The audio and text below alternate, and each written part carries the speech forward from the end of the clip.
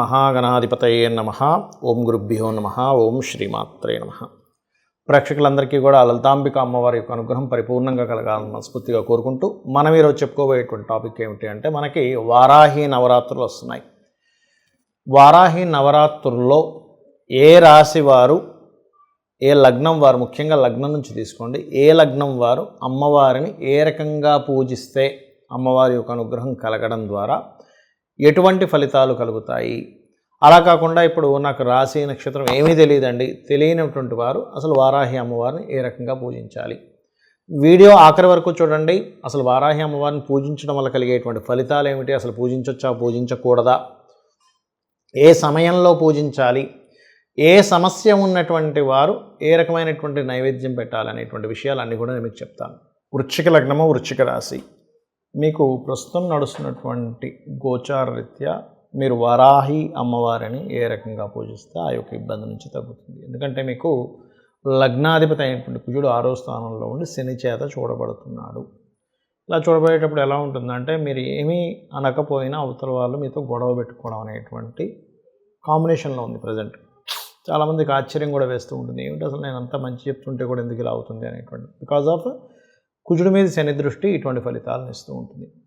దీంతోపాటు ఆరోగ్య సమస్యలు ఉన్నా కూడా అనవసరంగా మరొకరి కోసం, లేకపోతే మీ వాళ్ళకి ఎవరి కోసమైనా అప్పు కోసం మీరు మధ్యవర్తిత్వంగా ఉన్నా సరే ఇటువంటి ఇబ్బందులు తొలగాలి అంటే ఈ యొక్క వరాహి నవరాత్రుల్లో ముఖ్యంగా మీరు ఏ రకంగా అమ్మవారిని పూజిస్తే బాగుంటుంది అని చెప్పి చూసుకున్నట్లయితే, పసుపు వస్త్రములతో, పసుపు గంధము తోని మరియు పసుపు రంగు పుష్పాలతో అమ్మవారిని ఆరాధించడము. దీంతో పాటు మీకు పంచమ స్థానంలో రాహు యొక్క స్థితి ఉన్నందుకు అమ్మవారి నామాలతో పాటు దుర్గాదేవి యొక్క స్తోత్ర పఠనం, ఓం దుమ్ దుర్గాయ నమః అనే నామస్మరణ కనుక చేసినట్లయితే, ముఖ్యంగా ఇక్కడ మీకు ఒక్కోసారి చూడండి పంచమ రాహు ఏం చేస్తాడంటే, జరగనటువంటి విషయాలు జరుగుతాయేమో అనేటువంటి ఒక భయాన్ని క్రియేట్ చేస్తాడు. ఇమాజినేషన్ ప్లానెట్ కాబట్టి అలా అనవసరమైనటువంటి భయాల నుంచి బయటపడడం ఒకటి, అనవసరమైన శత్రుత్వాల నుంచి బయటపడడం ఒకటి.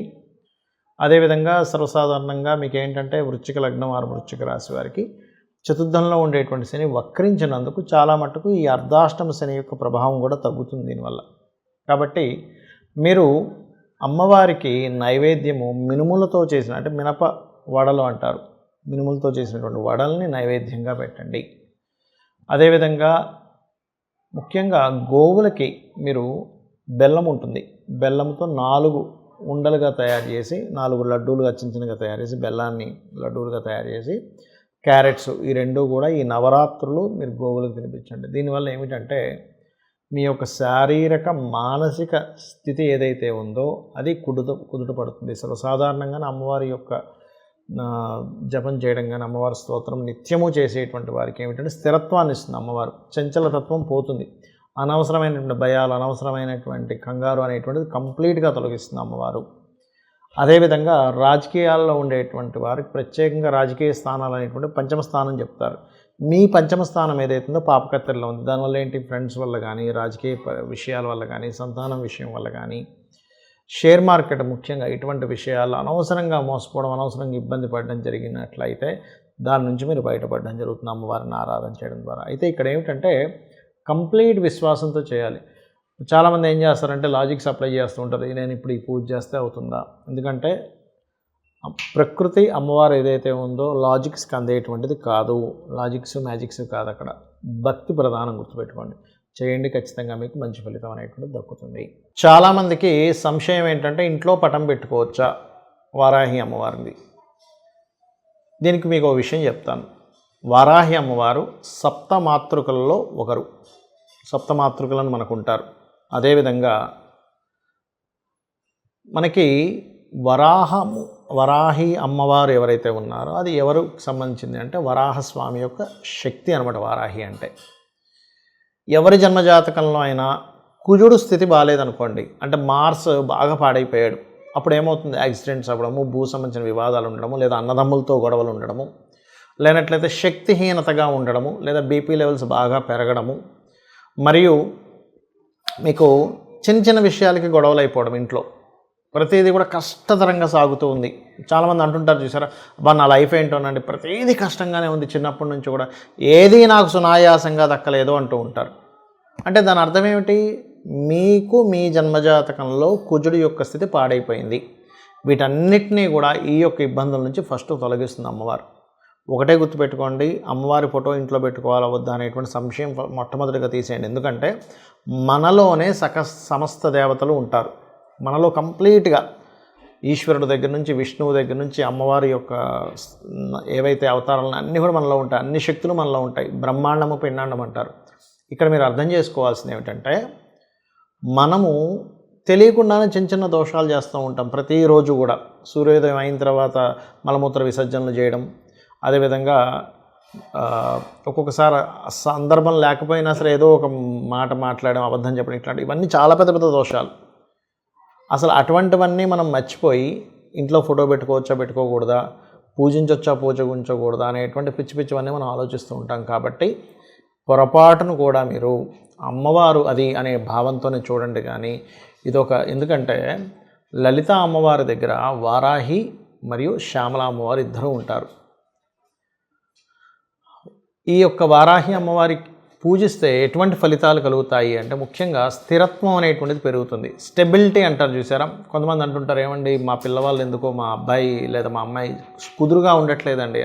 కుదురునిస్తుంది, కుదురునిచ్చేటువంటి అమ్మవారు వారాహి అమ్మవారు. అలాగే రెండవది ఏంటంటే, నేను ఉద్యోగంలో ఒక దగ్గర స్థిరంగా ఉండలేకపోతున్నానండి, మాటిమాటికి మారిపోవాల్సి వస్తుంది. అది ఎందుకు జరుగుతుంది? మీ జన్మజాతకంలో దశమ స్థానము అంటారు. అంటే వృత్తి స్థానాధిపతి కనుక చరరాశి సంబంధం కానీ చరగ్రహాలతో సంబంధం కానీ కలిగినప్పుడు ఏమవుతుంది, ఒక దగ్గర కుదురుగా ఉండలేరు. ఒక 6 నెలలు ఒక దగ్గర చేస్తే వెంటనే మానేసి మళ్ళీ ఇంకో దగ్గర షిఫ్ట్ అవ్వడం, లేకపోతే ప్లేసులు మాటిమాటికి మారడం.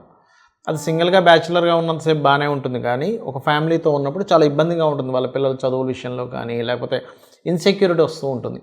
కాబట్టి ఆ ఇన్సెక్యూరిటీ ఫీలింగ్ అనేటువంటిది తొలగిస్తుంది. మనిషిలో ఉండేటువంటి చంచలత్వాన్ని తగ్గిస్తుంది వారాహి అమ్మవారు. అదేవిధంగా చూడండి, దారిద్ర నాశనము చేస్తున్నట్టు అమ్మవారు. అయితే ఈ అమ్మవారి యొక్క పూజ ఎప్పుడైనా గుర్తుపెట్టుకోండి, రాత్రి సమయంలో అంటే అసుర సంధ్య సాయంత్రం తర్వాత చేయాలి. వారాహి అమ్మవారు చక్కగా పటం పెట్టుకొని మీరు పుష్పాలతో కానీ అక్షింతలతో కానీ లేనట్లయితే కుంకుమతో కానీ పసుపుతో అయినా గంధంతో అయినా సరే అమ్మవారిని పూజించవచ్చు. ఇక్కడ ఒక్కొక్క ఇబ్బందికి ఒక్కొక్క నైవేద్యం పెట్టవచ్చు. అంటే అలాగా హ్యాపీనెస్ లేదు, పాయసాన్నం. అంటే లైఫ్లో ఒక స్వీట్నెస్ లేదు, పాయసాన్నం పెట్టాలి. లేదండి మేము శని ప్రభావంతో చాలా ఇబ్బంది పడుతున్నాము, గూడాన్నము బెల్లంతో చేసినటువంటి నైవేద్యం పెట్టండి. అలా కాదండి మేము గురుబలం లేక మాకే పనులు అవ్వట్లేదు, మీరు పసుపు అన్నము హైద్ర అన్నం అంటారు, అంటే పసుపుతో తయారు చేసినటువంటి పులిహోర లాంటిది పెట్టవచ్చు. అదేవిధంగా మానసికమైనటువంటి సమస్యలతో బాధపడుతున్నాం, చలివిడి నైవేద్యంగా పెట్టండి. అలాగే శత్రుపీడ పోవాలి, శత్రువులతో బాగా ఇబ్బంది ఉందండి మాకు అనుకున్నప్పుడు రకరకాల ఆకులు రకరకాల పుష్పాలతో పూజ చేస్తారు.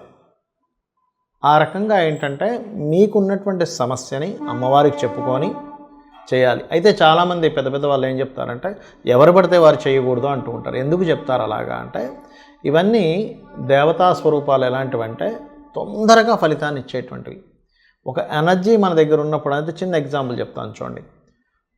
సరైనటువంటి అవగాహన లేనటువంటి ఒక వ్యక్తికి, అంటే చిన్న పిల్లవాడికి ఎవరికి గన్ ఇవ్వం మనం, ఎందుకు వాడు ఇష్టం వచ్చినట్టు కాల్ చేస్తాడు. ఆ బుల్లెట్ వెళ్ళి అది మంచివాడా చెడ్డవాడా సంబంధం లేకుండా వాడిని కాల్ చేస్తుంది ఆ బుల్లెట్ వెళ్ళి. అప్పుడు ఏం చేస్తారు, ఎవరికి పడితే వాళ్ళకి వెపన్స్ ఇవ్వకూడదు, ఎవరికి పడితే వాళ్ళకి ఇవ్వకూడదు. కాబట్టి ఎవరికి పడితే వాళ్ళకి ఆ గన్ను కావచ్చు కత్తి కావచ్చు ఇవ్వం. అలాగే ఈ యొక్క శక్తి దేవతల యొక్క ప్రభావం ఎలా ఉంటుందంటే, ఎవరైనా ఉపాసన చేసేటప్పుడు వాళ్ళల్లో గనక కామక్రోధాది వికారాలు ఏవైతే ఉంటాయో వాటిని అదుపులో పెట్టుకునేటువంటి శక్తి లేనప్పుడు, ఎవరి మీదైనా వీళ్ళు కోప్పడ్డప్పుడు అది వాళ్ళకి మంచిది కాదు, ఉపాసన చేసే వాళ్ళకి కూడా మంచిది కాదు. అంటే ఇద్దరికీ దెబ్బ కొడుతుంది అది. అందుకని పూర్వం గురువులు ఏం చేసేవాళ్ళు అంటే, ఈ వ్యక్తిలో స్థిరత్వం ఉంది, మానసికంగా బాగా పరిపక్వత చెందారు, ఇతను ఎటువంటి కామక్రోధాది వికారాలకి లొంగడు అనుకునేటువంటి వ్యక్తికి మాత్రమే ఈ యొక్క వారాహి సంబంధించినటువంటి దానికి సంబంధించినటువంటి ఏదైతే మంత్ర సంబంధం ఉంటుందో ఆ మంత్రాన్ని ఇవ్వడం కానీ బీజాక్షరాలతో ఇవ్వడం కానీ చేసేవారు. దాదాపుగా సంవత్సరం, 2 సంవత్సరాలు, 5 సంవత్సరాలు కూడా చేసేవారు. ఒక శిష్యుడిని పరిశీలన చేసి అప్పుడు ఇచ్చేవారు. అప్పటి వరకు ఇచ్చేవారు కాదు. ఇవాళ రేపు ఉండేటువంటి కాలంలో అందరికీ ఇచ్చేస్తున్నారు. అందుకని ఎవరు పడితే వారు చేయకూడదు అంటూ ఉంటారు. అంటే ఏమిటి, ఒక వ్యక్తికి ఒక వెపన్ ఇచ్చినట్టే వారాహి చేసుకుంటున్నారంటే. మీరు ఏదో అనవసరమైనటువంటి కోపాలతో, ద్వేషాలతో ఇంకోళ్ళ మీద చేసినప్పుడు అది వాళ్ళకి మంచిది కాదు, చేసే వాళ్ళకి మంచిది కాదు. కాబట్టి ఒకటే గుర్తుపెట్టండి, వారాహి చేయాలి అని అనుకున్నప్పుడు మీరు విశ్వంలో భగవంతుణ్ణి పూజించడం తప్పితే మరొకటి లేదు. అనవసరమైన కామములు, అనవసరమైన క్రోధములు, అనవసరమైనటువంటి విద్వేషాలకి నేను గురవ్వకూడదు. ఇలా ఉన్నట్లయితే నేను చేసేటువంటి ఉపాసన ఏదైతే ఉందో వారాహి ఉపాసన నాతో పాటు వంశానికి కూడా ఇబ్బంది ఇస్తుంది. కాబట్టి నేను ఇటువంటి వేటికి నేను గురి అవ్వకుండా ప్రశాంతంగా నేను అమ్మవారి సాధన చేయడం కోసమే నా యొక్క జీవితాన్ని ఉంది అనేటువంటి భావనతో వారాహి చేయండి. ఆటోమేటిక్గా ఏమవుతుందంటే మీ వంశాభివృద్ధి జరుగుతుంది, మిమ్మల్ని మీరు ఉద్ధరించుకోగలుగుతారు. మీరు ఏదైతే సంకల్పం అనుకుంటారో, మీరు ధర్మబద్ధంగా మీరు ఏదైతే అనుకుంటారో అది ఖచ్చితంగా అమ్మవారు ఇస్తుంది మీకు. శ్రీమాత్రే నమః.